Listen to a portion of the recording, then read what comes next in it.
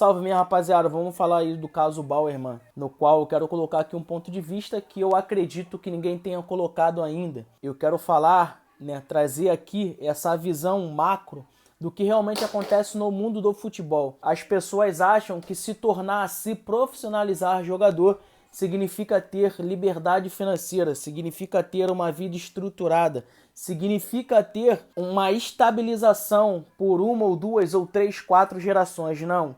90% desses jogadores, tá? Eu posso dizer, entre 70% dos jogadores do Brasil, eles têm salário mínimo. Os outros 15 a 10% tem ali em torno de 5 a 7 mil reais que recebem. Deixa eu ver, mais outros 15% no máximo, eu acho que eu tô até estendendo demais. Vamos colocar 5%, tem ali entre o salário entre 10 a 20, no máximo 30 mil. E os outros 10% são os jogadores que vocês conhecem aí de mais nome, mais estrelato no mundo do futebol.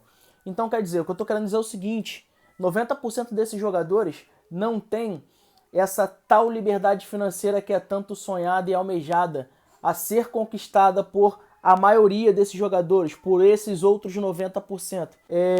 Eu ainda não vou entrar em específico no caso Bauerman, mas eu quero que você entenda. Por exemplo, eu vi aqui onde eu moro, jogando campeonato de várzea, jogadores que se profissionalizaram, porque é o seguinte, quando você sai da favela, quando você consegue chegar ao profissional, que é muito difícil no futebol, você sai da favela, pô, aquele cara ali é profissional, pô, então pra favela, só de você ter se tornado profissional, o quão difícil é, tu joga pra cacete, tu é o craque, entendeu? Tu é o craque da tua comunidade, tu é o craque ali da tua região, tu é o craque ali da tua favela. Então, assim, quando você sai, por mais que você se profissionalize hoje, num Olaria, num Nova Iguaçu, num Bangu, num Operário, que hoje está na segunda divisão, sei lá, num time de interior aí da sua cidade. Por mais que você se profissionalize lá, você... caraca, esse cara é jogador, mano. Para as pessoas que moram dentro da favela. Pô, esse cara é jogador, cara. Esse cara aí joga muito, esse cara aí, pô, tá com dinheiro pra caramba, se profissionalizou. Mas eles não sabem da realidade que isso realmente tem em efetividade dentro da vida financeira do atleta. Por que que eu tô te falando isso? Eu vou te dar um exemplo. Ó, eu vou falar aqui. O Wellington Monteiro jogou em grandes clubes, Fluminense, jogou no Vasco, jogou em outros grandes clubes. Abedi jogou em grandes clubes. Tá? Quem lembra do Douglas Silva do Flamengo? Aquele cabeça de área altinho que tinha um black. Tô falando todos esses jogadores porque foram jogadores que eu vi jogar aqui na minha comunidade, que depois, em um outro estágio de carreira, olha que eles chegaram e almejaram grandes clubes, jogaram, passaram por grandes clubes. Mas, dentro da carreira em específico, por exemplo, o Wellington Silva, que hoje jogou no Flamengo, no Fluminense, lateralzinho direito, jogaram em grandes clubes, mas hoje eles ainda têm que continuar trabalhando, por exemplo, o Wellington Silva, para poder manter-se. Porque, como eu disse, apenas 10% desses jogadores que chegam ao profissional conseguem ter essa tal liberdade financeira. Então, assim, eu vi esses jogadores ainda em atividade, por exemplo, com 30, 32, 33, às vezes um pouco mais novo ou um pouco mais velho, jogarem aqui campeonato na minha região, no qual a premiação para o campeão era em torno de 150 mil, 200 mil. Ou seja, eles faziam isso em paralelo. O que eu tô querendo dizer? Eles pegavam a renda deles, do profissional, que, por exemplo, no Nova Iguaçu, aqui no Rio de Janeiro, deve ser no máximo aí, se tiver jogando a primeira divisão do Campeonato Carioca, no máximo aí uns 5 mil reais. O craque do time deve estar ganhando 10 conto. Entendeu? Então você imagina para esse cara que tá no banco, você imagina para esse cara, faz parte ali do elenco, às vezes não entra, entendeu? Então tu imagine para esses caras. Esses caras devem estar ganhando aí um salário mínimo e meio. Ou seja, para manter uma família, para se manter é muito difícil, porque o cara não tem um carro, então o cara paga passagem. Às vezes o cara só recebe o salário, não recebe nenhuma cesta básica do clube. E eu tô falando isso porque eu já vivenciei isso.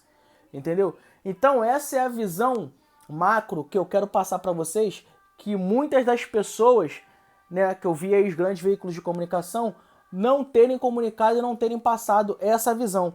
Porque a grande maioria desses jogadores não recebem, não tem um salário estrelado como desses 10%, tá? 90% desses jogadores não tem esse salário. Agora a gente vai entrar em um novo mundo, que é o mundo hoje dos investimentos esportivos, das apostas esportivas, no qual a gente entra agora no caso Bauerman, que o jogador, se tomar um cartão amarelo, e pode estar pagando uma odd 6, 7, 8, 100 e pouco, dependendo do final do jogo. Por exemplo, se for no finalzinho do jogo, o cara tá no banco, o cara entra. E aí tá lá no finalzinho do jogo, Bauerman.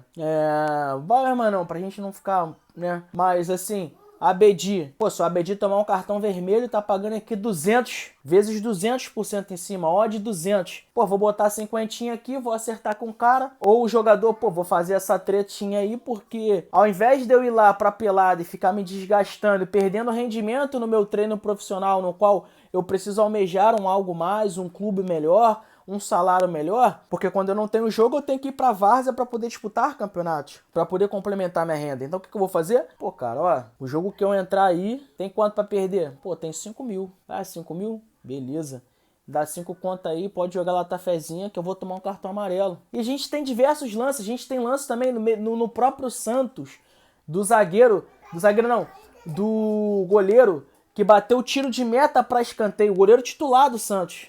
É óbvio que eu não posso falar aqui que ele fez com má intenção, mas no mínimo estranho é. Você pode pesquisar aí no YouTube, o goleiro do Santos jogando a bola para escanteio, batendo um tiro de meta. Mano, coisa surreal. Nós vimos aí, acho que foi na primeira ou na segunda rodada do Campeonato Brasileiro, o Gabriel Menino chutando a bola no início da partida, no primeiro lance da partida. Ele foi sair a bola, ele dominou a bola e chutou a bola para lateral. E a odd pro primeiro time a cobrar lateral tava batendo 6 e pouco, 4 e pouco, alguma coisa assim.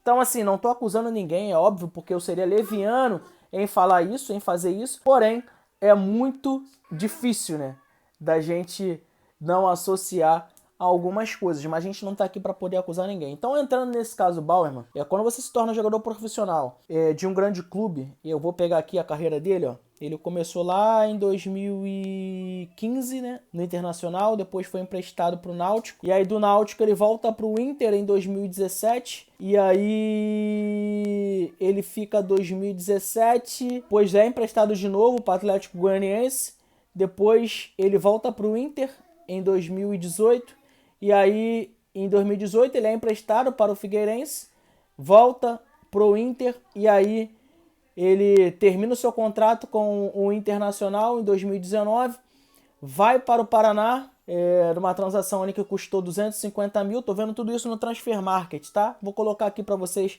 na tela. Ele vai, um valor de 250 mil, já é um valor considerável, tendo em vista que muitos dos jogadores profissionais não conseguem ter um passe a essa quantia ou fazer uma transferência, transação, não sei como é que você chama aí na sua cidade, a esse valor. É óbvio que é um valor mínimo, mas como eu disse, 90% dos jogadores não tem essa realidade.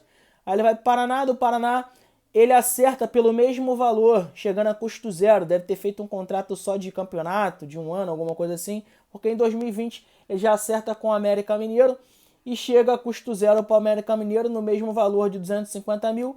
E aí ele se valoriza no América Mineiro já entre 2020 até 2022 e acerta com o Santos no ano passado no valor de 1.050.000, tá? Então, assim, você vê que é um jogador, por mais que seja promissor, né, que a gente via que ele estava começando a ter um pouco mais de maturidade, o zagueiro é isso, ele vai se maturando conforme os anos vão passando, você vê que é um jogador mais ou menos nessa linha que eu coloquei pra vocês. Cara que deve ter lutado muito pra poder chegar e tal, não sei o quê, e que possivelmente, só pelo valor dessa transferência, de 1 milhão e 50 euros, aí tem a repartição lá dos empresários e tal, não sei o quê, e sobra uma mínima parcela pra esse jogador, porque foi os empresários que colocaram ele nesses times. Então, assim, tem esse lance dos empresários que eu não vou me aprofundar muito. E aí você vê que é um cara que ainda não tem a sua estabilidade, até porque ele tem 27 anos, se eu não me engano, e nunca jogou como titular nesses grandes clubes.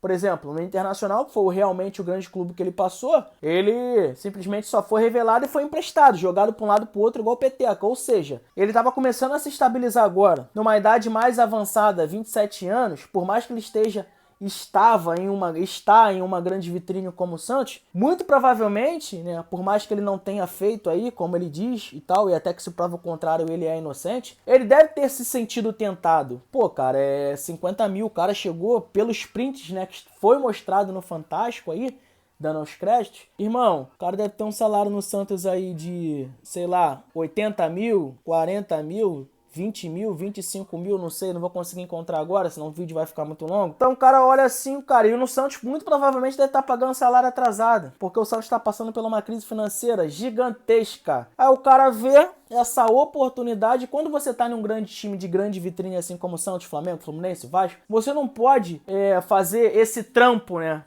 Esse trampozinho aí de jogar num campeonato de várzea, alguma coisa assim, porque provavelmente deve estar regido em contrato. Os pequenos clubes, do interior, eles não fazem isso porque eles sabem que os jogadores, que o que eles pagam para os jogadores não é um salário tão grande. Então eles sabem que o cara tem que fazer um corre. Então eles não colocam isso em contrato. Mas acredito eu que, assim, no mínimo, lá embaixo, e deve estar pegando uns 10 contas aí, uns 10k de direito de imagem, mais 15, 20 de salário. Ou seja, o cara não tem uma estabilidade financeira.